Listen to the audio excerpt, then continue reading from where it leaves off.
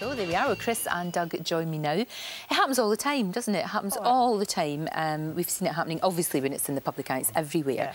But with you two, it sort of began almost immediately, would you say, when you got married? Was that when it...? Yeah, about 6 months into our marriage, yeah. And, I mean, now, you know, you can look back on it, because now the two of you are fine. You know, you've forgiven and you've got over it, and it's... I assume it's all OK. But what was the reason for it? Why did you stray, do you think, so soon after the wedding? Well, that's a $64,000 question, really. I mean, Chris and I have sort of, you know, looked back on it, and what we know now is that, you know, sort of certain needs weren't being met, and we've sort of kind of talked about it. Communication was an issue, and we now have a situation where we can communicate quite openly with each other. So we've sort of, you know, moved on and learnt a lot. Because that's the thing, isn't it? When there is an affair going on, whether it doesn't matter who's cheating on who, there's lies and deceit and all of that, and betrayal and lack of trust, and all of these things happen. And I think that's the thing that many women find very difficult to forgive. So how were you able to do that? Excuse me, it took a while, you know, it didn't happen overnight. And for me, though, what I knew is that if we were going to move forward, you have to trust. Yeah. You've got to go into it again with a trust. And I think with everything that we had learnt and, you know, things by talking and communicating, I know that Doug is a very different man to the man I was with for 25 years before. Right. And so I know now he wouldn't do that. And yes, is our relationship perfect?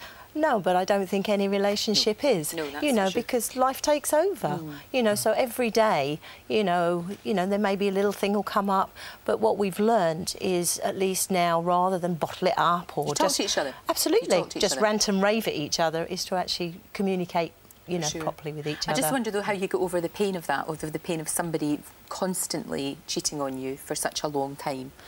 I had to look at how I had been in the relationship as well. Right. Because there is, for people, when this happens, you know, for someone to go off and start having affairs or whatever, something's got to be missing in the relationship. So do you think there's always blame on both sides? Oh, absolutely. Yeah, I think you always think that? Yeah. I think you have to look at both people of how you are in that relationship. So you don't think there's just some men who just do it because they can? You know, like we see some of these footballers, you know, look at the Coles, for example. We don't know the ins and outs of that. We can only see the kiss and tell story. But that, you know, on the outside looking in, that looks like somebody who just basically sleeps with other women because he can, because he's famous and he gets away with it. I think there is a certain part of that as well, where, you know, they're very young. And, you know, there are girls probably just throwing themselves at them all the time. Not many men are going to say no if a girl is actually sort of, you know, there for them. I think a lot of married men would say no. I'd like to think so. I'd like to think a lot of married men would say actually no, because they're married and they've made a commitment to somebody. That's the thing. You've used your experience, both of you, and you want to help other couples going through this, because as we've seen, you know, in our survey, it's happening to an awful lot of people. Absolutely. You know? And that's only the ones that have told the truth. Yeah. It is happening to a lot of people. So how can you help them? What would you say is the best thing to start off by doing if you found out that you've been betrayed? Well, for us, I think we had coaches that helped us through it. Right. So I think, you know, get advice from people. And I went through a time where, because I was a coach, I had a lot of people saying to me, you know, you're a coach, pull yourself together, you know what to do and everything. So it's like a counsellor. I mean, coach makes you sound like you've got a wee whistle, and it's like, come on, ball. But it's like, that's the thing, though. You were a counsellor yourself, so I suppose everybody would say, oh, well, you should have seen the signs then, you know, all of that. They would say that to you. But, you know, and when it actually is happening to you, it's very different to when you're, you know, I could sit and sort of talk to somebody else and say, you know, you should be sort of looking at this or doing this, etc. But when not taking it home with you? Not doing. But when it's happening to yourself, that was, you know, that was a hard time. Sure. But, yeah, of course. So, you know, I had a coach, Doug had a coach to help us.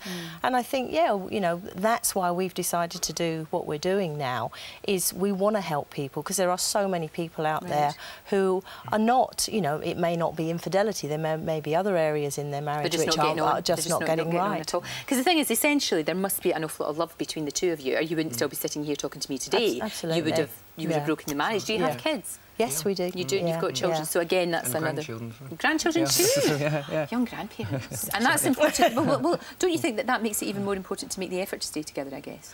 Yes, and I think if you're going to, what I would say to anyone is, it's going to take two of you to decide if you want to stay together. But also, I knew that I wasn't going to stay together just for the sake of the children. Right, it has to be which more than some that. people do say, OK, well, we'll stay because of the kids, or we'll stay because of my financial situation, I don't want to lose my home. You've got to do it for yourself. Sure, no, that makes perfect sense. And do you feel, looking back at that man that, you know, that had all those affairs and did all of that, is that like looking back at someone else? Do you feel ashamed of that, or how do you feel when you look back? Yeah, it's definitely like looking at a different person. Right. Yeah, I feel ashamed. I feel proud that I've moved on, and proud that I was able to sort of confront it and be honest with Chris. But certainly those sort of days are behind me now.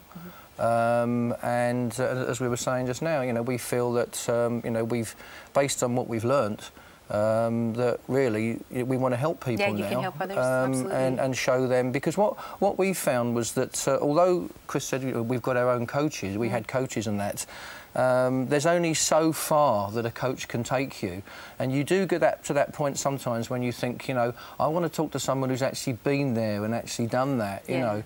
And what we found was that there was nobody out there, and so we said, well, OK, let's be those people, you know, let's be those people, and let's help people as much as we can. For sure, and I know you've set up your own website, and we'll put all the details of the book and everything in ours, and it'll all magically happen. But great to talk to both of you. I'm really glad that you worked it out. Thank you both very much indeed. Thank you.